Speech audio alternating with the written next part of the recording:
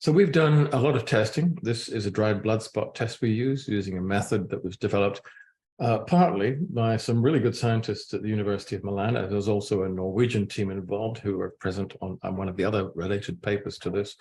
It's been extensively validated. The dried blood spot technology itself has been around since about 1907. So it's very tried and tested. We know that it works. And as I said, we have a library of almost 1 million of these, a little bit below that, a little bit more than that now.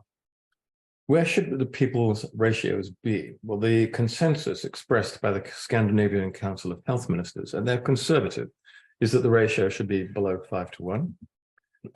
And what we find is that in Europe, on average, non-supplementers who don't eat fish oil capsules, have a 63 ratio of over 15.